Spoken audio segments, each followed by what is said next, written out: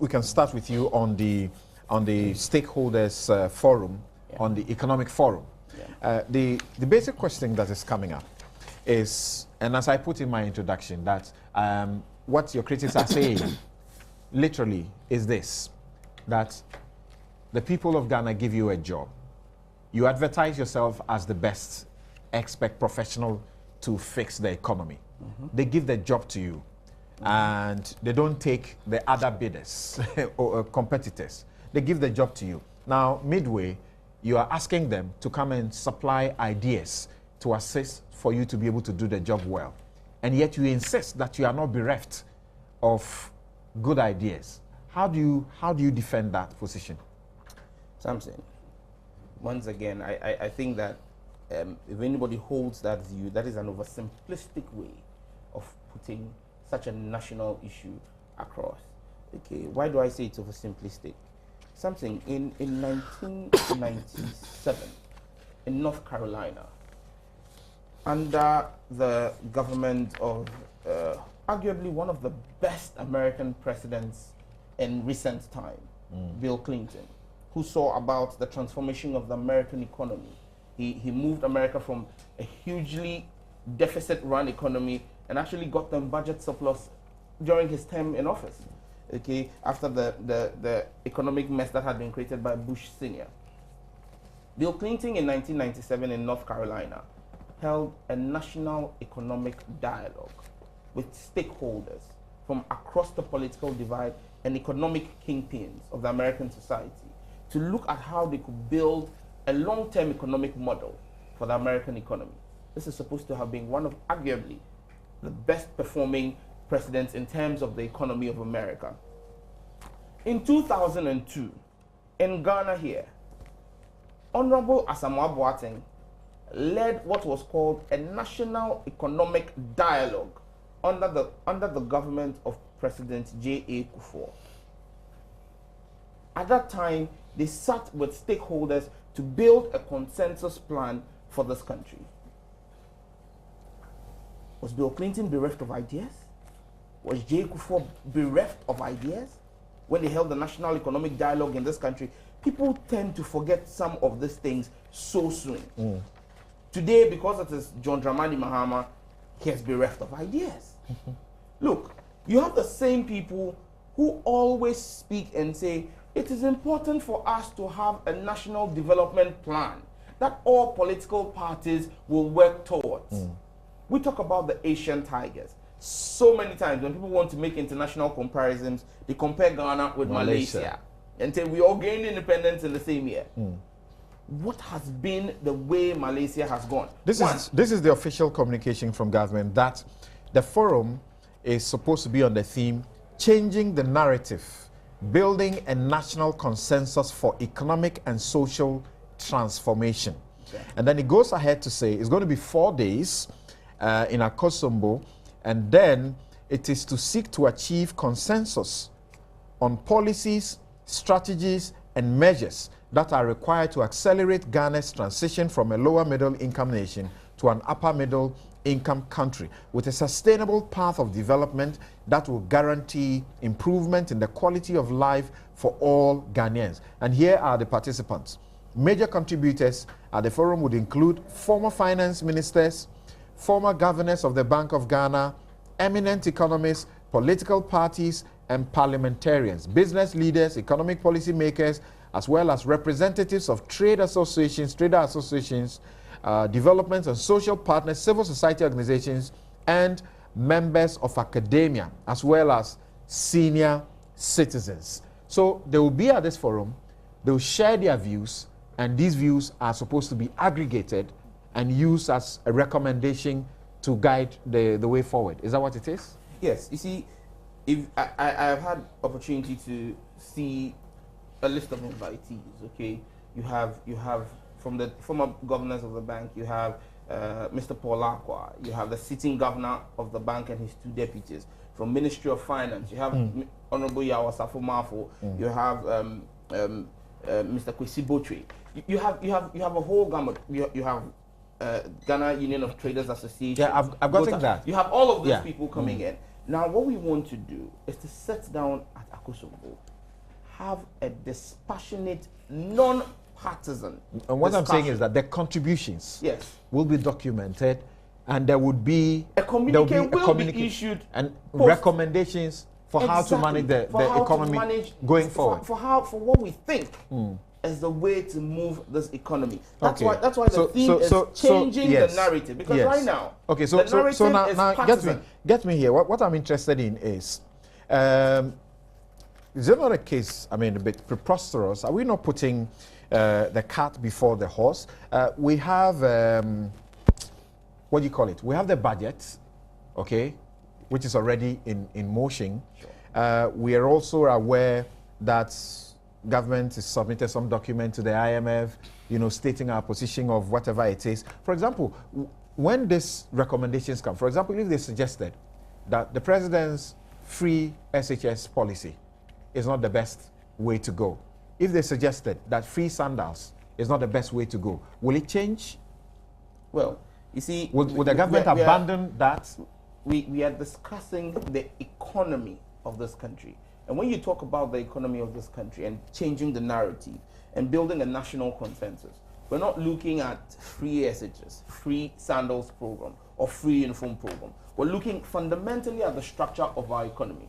How do we change? And that is why you have the likes of AGI. You have Mr. Tony Otinjesi, who's the former president of AGI, being invited to this. We need to sit down and look at how we are talking about industrializing this country.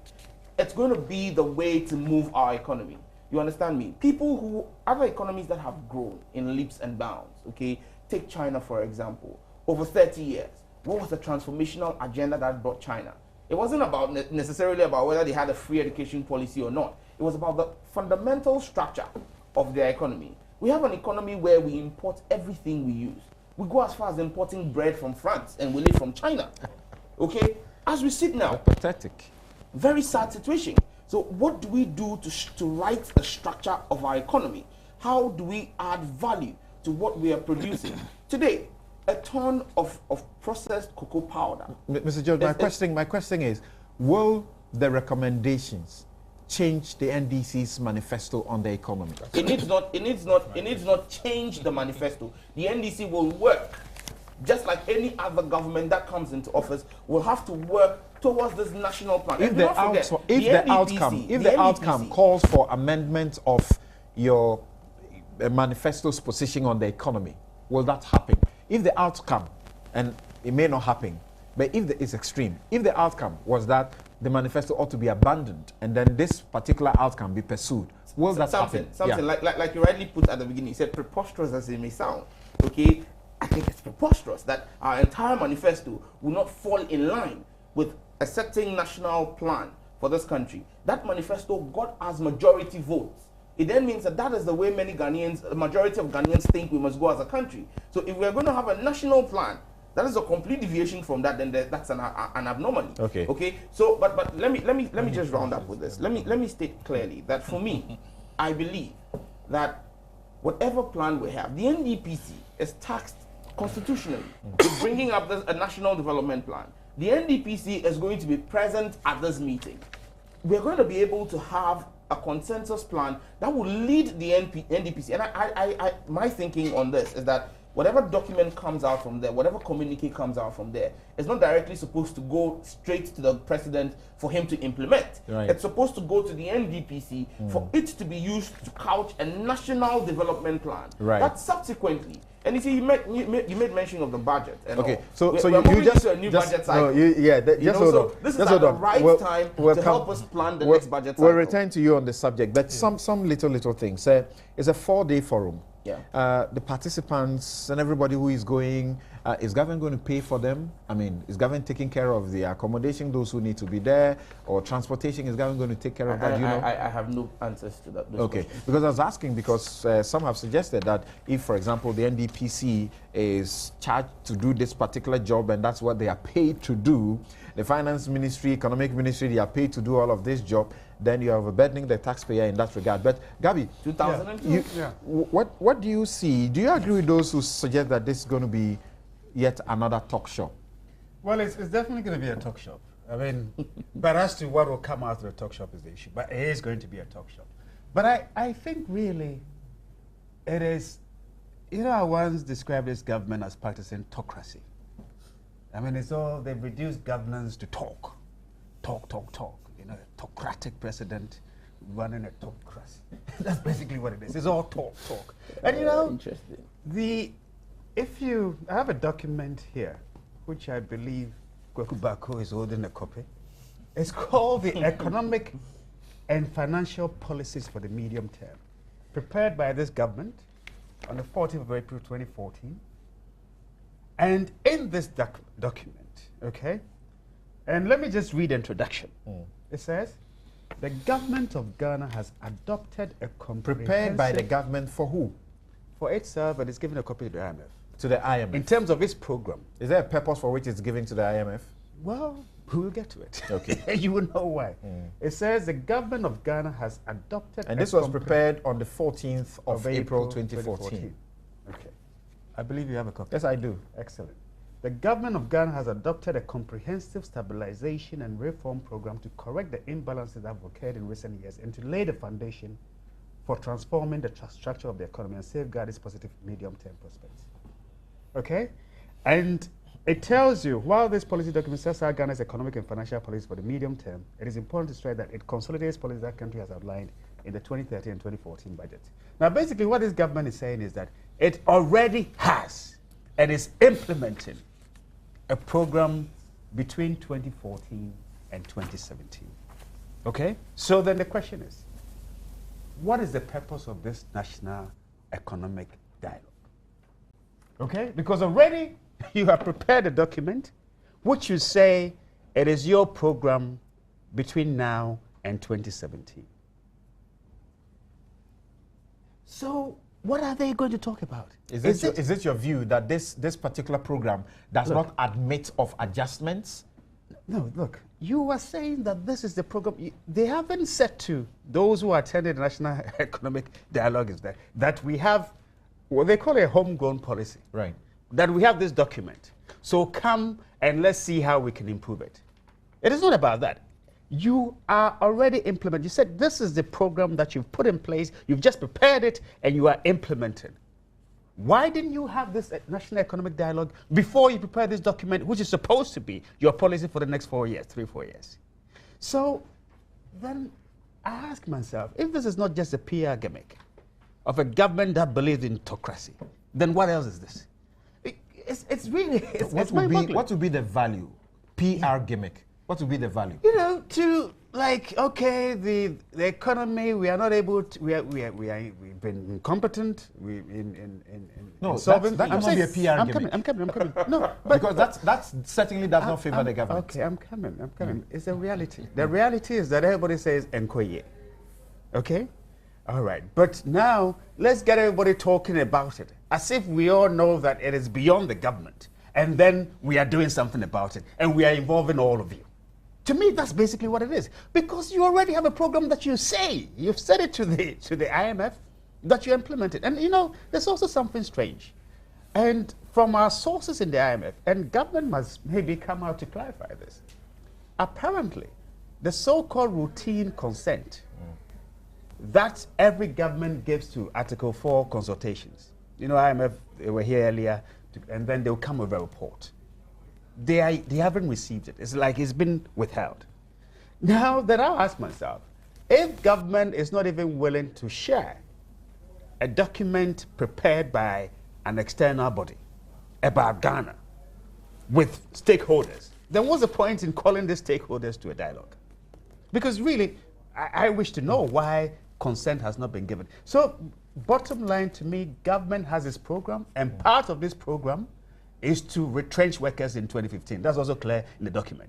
If you look at it, it talks about... Yeah, I've seen that. But Gabi, the question again is, you are saying that for as long as this is a program, economic program for 2014 to 2017, this is only cosmetic and does not intend to bring any value. Absolutely. Government has a program. It wants to retrench workers. It wants to what it calls rationalization. Now this is my point. The portion that says, that speaks about government's economic program. Yeah. It speaks about the medium-term development objectives. Yeah. It talks about things that are almost in sync with the NDC's manifesto promise, investing in people, building a strong and resilient economy, expanding infrastructure, and ensuring transparent and accountable governance. Yeah. There's a medium-term microeconomic objectives. There are fiscal policy, programs, and monetary policy, all of this. The question I'm asking is, are you saying that you are not able to hold a forum and take the views, which views will now be inputted into the concrete things that ought to be done as far as this policy is concerned? Look, has this policy, this document, has it been thrown out there? Was there a national dialogue or forum called? My question is, does it close or shut the door to, to the recommendations that will be had from the forum? It's, a government works with a program. I'm not saying it shuts it, but the point is, you have sat down, which is your responsibility as a government, and you have just this year, I'm not talking about last year. It's as if you have a program, it's different if you had a program that you implemented last year, and now you think that it needs to be relooked. This is 14th April 2014. It's your new program. You are just about to implement, and you've told the IMF in your letter to them that you have started implementing this program. It's your new program that is there. Next year, 2015, you are going to sack workers. Next, you want to rationalize and ration wage bill and whatever you, all these things are there. How you wish to transform the economy. All these things are there. You did not call the stakeholders, the so-called people that you are talking about. You did not call them when you were putting together this document, which you've started implementing according to you. And now you call them after the facts to do what? To come and drink tea and have some Lipton and what's that biscuit? I can see it. Shortbread. Really, we are spending too much effort on PR, and the difficulties are there. Okay. And there are serious difficulties, my brother. All right, just hold on. I know there are details in there that you still want to use to indict this particular forum. But what do you say? Those who say the NDPCs, this is their job. Do you think they are absolutely right in this? We are a nation that is calling for all inclusiveness, consensus building. So what's our problem? Thank you very much. For me personally, I would have had the approach of letting the National Development Planning Commission more or less tackle this issue on another platform. But from the principles of good governance, this is the way forward for Ghana. We are crying for inclusion. We are crying for political participation. And the principles of this economic forum tells me that if for nothing at all, Ghanaians will begin to have the feeling that at least their voices are heard, which is very good in a participatory democracy. What puts me in a corner, it makes me very afraid, is a question you asked my dear brother, that would the outcomes change the manifesto of the NDC? And he said that it will not change. And that's where my fear is. But the economic forum itself is a very good idea. And you started this program with an Akan proverb. Let me also bring an Akan proverb. Sign kofa wo yinchi. So let us not see the IMF as COSA headmasters sitting somewhere that at the end of the day, whatever we have presented to them is not subject to change. If we are able to have a successful forum, at least we have had AU and ECOWAS platforms. In Ghana, we have the New Year School. We also have G8, G20 that sometimes we are invited to participate. These are all good. It's good for social networking. It's also good on grounds of good principles to make sure that there is an information flow. At the end of the day, there is no single government, group of people or individual who are a complete repository of all knowledge. So if my good friend Gabi is invited, definitely I'm sure he might put his political colors down. Which political I'm coming. Oh, those colors, they are in my jeans. So if my senior brother, Tukubako, is invited, his rich experience, his regime analysis, he will bring it to bear. What I would advise is that let us not narrow our interests or platform of economic vision just to economic issues. We have the environmental aspects. So if we're inviting people to the forum, we need to make sure that rule of law is a platform for economic development. So we should be looking for people who contribute from that arena. We should also be looking for security experts. Boko Haram is near us. It's not too far away from us. We have other national and it looks like your particular problem has been catered for, because you are told that apart from the economic policy makers who will be there, former Bank of Ghana governors and ministers and so on, you are going to have representatives of traders associations, development and social partners, civil society organizations, members of academia, and senior citizens. Then let me go to my next question. I happen to now probably host the program and ask you questions. That what will change? And it's a question you have been asking all of us. What is going to change by the communique that will be issued?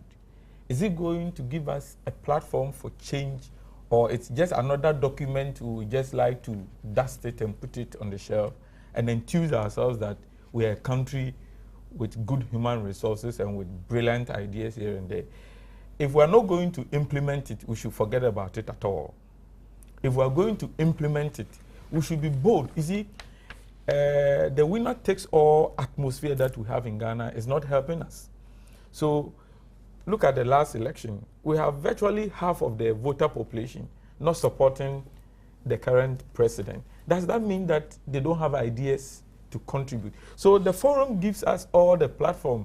I heard Mr. Safomafo's name, and I've heard other people's names. You know, it's very good that we have some of these people with rich background come and experience. But I'm telling you, for the politics we have in Ghana, if the best idea comes from Nana Akufo-Addo, for example, it is likely that my friend George will say that should we use it, it will give him political capital.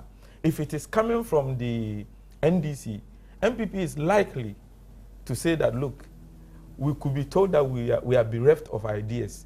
So probably this is a call for all of us to put down our differences, meet, and try and move the country forward. Right. But the question you have to give the president credit. Yes, but the question remains. He's tried to implement SADC, which was not his idea. He's tried to even implement free SHS. So at least he tries. As to whether he succeeds, if I may make a last, please permit me to make a last comment.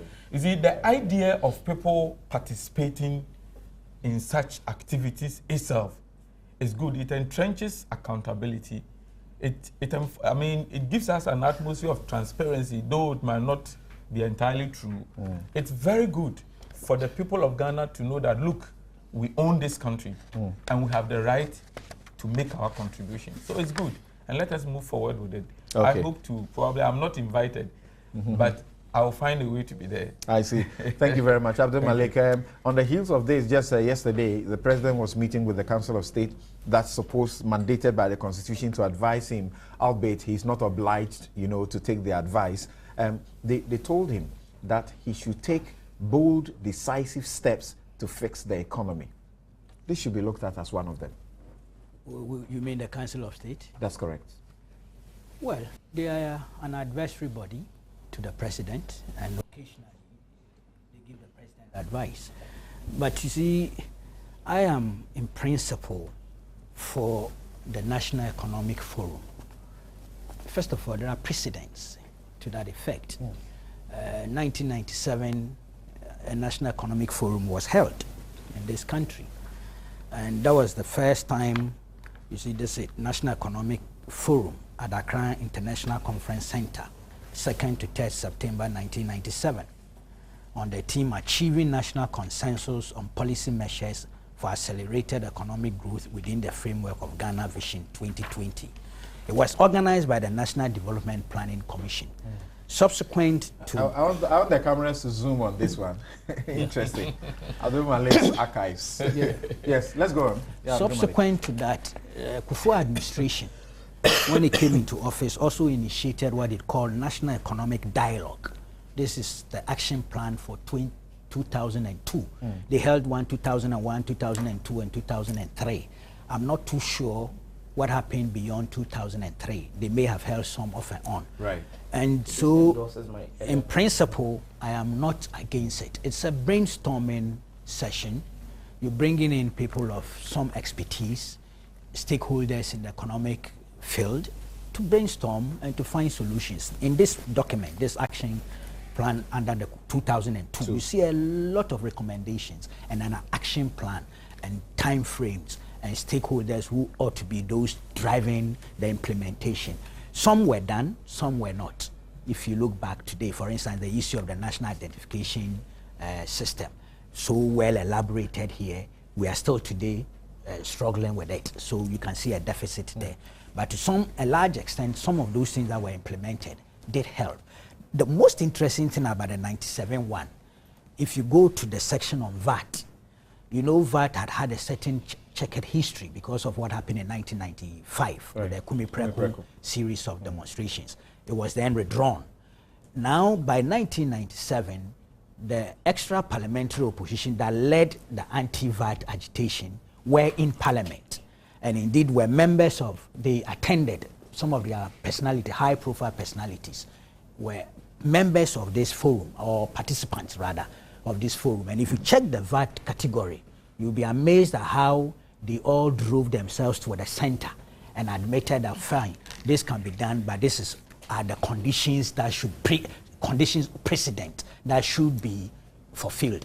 It actually created an atmosphere of moderation prior to the reintroduction of VAT in 1998, because at that point in time of the reintroduction, the political agitation had moderated because of the fact that some political stakeholders who were previously anti-VAT had been drawn into this process. So there is a certain value that you can get. For me, there's no doubt, if you read the government's white paper on the Constitution Review Commission.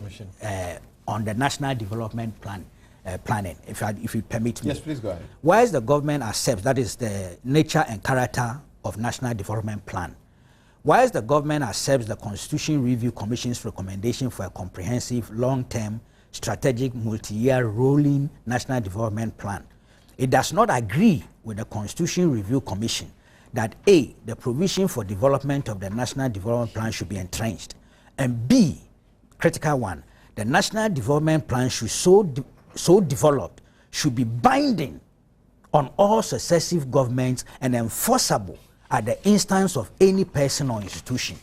Propositions A and B will have the effects of a command model of development planning and tie the hands of successive governments to the ideological interests and policies of a particular political party. So it is obvious that this National Economic Forum, it's not going to be a substitute for a government's program, whether it is in terms of the budget or in terms of the document that we've all referred to, the April 14th thing.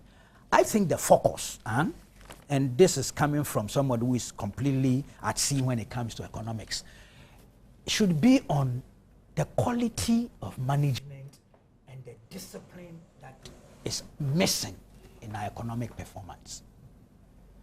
Because look, there's nothing that we don't know as to what the problem is and what the solutions are. Go and read all the budgetary statements. Read all these documents that I have brought here. Even the Constitution Review's report. And all this latest thing that government has put out there. Almost all of them contains the focus on the problems as well as prescriptions for resolving those problems. What is lacking is that requisite quality of management and discipline. That forum should take a critical look at the issues that have bedeviled our performance relative to discipline, the lack of physical and monetary discipline. But you have referred to the government's opposition to a command, driven, so that is not an option. Right. So it is not an option. I am not for one moment dreaming that the recommendations that will be made by the National Economic Forum will be made binding. It's unrealistic within the context of our multi-party democratic dispensation. I don't think so. There are people who canvass that view relative to the constitution review thing, and they've elaborated on all here. But the taxpayer wants value for money. And if all it is that the money is going to be used to sponsor such a platform, and the outcomes are not pursued. No, the outcomes, some are pursued, some are not. But there's a distinction between saying some are pursued and something being binding on successive governments. I think there's a distinction along that line. I am saying that, and this is not just an all-party conference, it goes beyond political parties. If I'm right, it goes beyond political parties. I've heard some people restricting it sometimes in the analysis to just political parties. It's not just political parties. You have all the other stakeholders coming on board.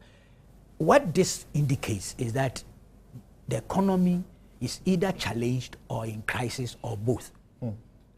And that we are asking Ghanaians who have the expertise and have had the experience to come forward, brainstorm, and look at what can be done in the short term and the medium term. That's what I see to be the significance of this particular forum. So I'm all for it. I was hoping, and I've been told by Aruna Idrusu that it was done, that prior to this, some engagement, some constructive engagement might have gone on among the stakeholders so as to set the agenda properly, set the parameters properly, and let people go there and deal serious. Yes, it's Gabi, they will be talking. They can't act without talking. Absolutely. So they will have to go and talk and brainstorm. Right. But to be honest, this time around, this dialogue force one, if you check, the action plan, some were implemented, some were not.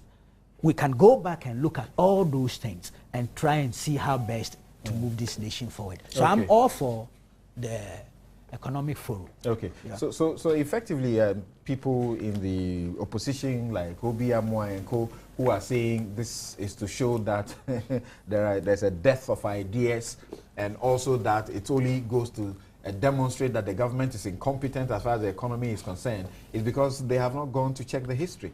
Well, I don't know why they are making the point they are making. But even government itself, by agreeing to initiate this thing, is suffering some credibility crisis. But that takes courage to admit that, look here, we are in an emergency situation. My ideas may not be sufficient to salvage the country out of these doldrums, so everybody come on board. It takes courage. Government may not put it the way I'm putting it. That's their pride. Because of pride. Let me put it right. I'm giving you and Gabi the last 2 minutes each, and then we move on. It's not an issue of pride. Okay, it will be blatantly untruthful to say that the economy is in its best state today. His Excellency the President himself has admitted that short term we have certain challenges. Our medium to long term prospects look very bright. And that is why when he met with development partners in the Flagstaff House recently, he asked for them to stand with us through our short-term challenges. What this is going to do, this National Economic Forum is going to do, is going to allow for us to sit down, not because government is challenged, not because government is bereft of ideas, but simply for us to take opportunity, seize the opportunity that has been granted us at this point in time, to build a national consensus on how we want to move this country forward. And let us not deceive ourselves. It's not restricted to political parties. But like Gabi rightly said, the political parties that will come there have their ideologies, they have their economic models. They're going to come and put those models to the fore at this debate. You understand me? The labor unions, the TUC, the traders associations, GUTA, the Association of Ghanaian Industries would also be seated there. Academia, the Vice Chancellor of the University of Ghana, Professor Aite, he's one of the people invited. They're going to sit down.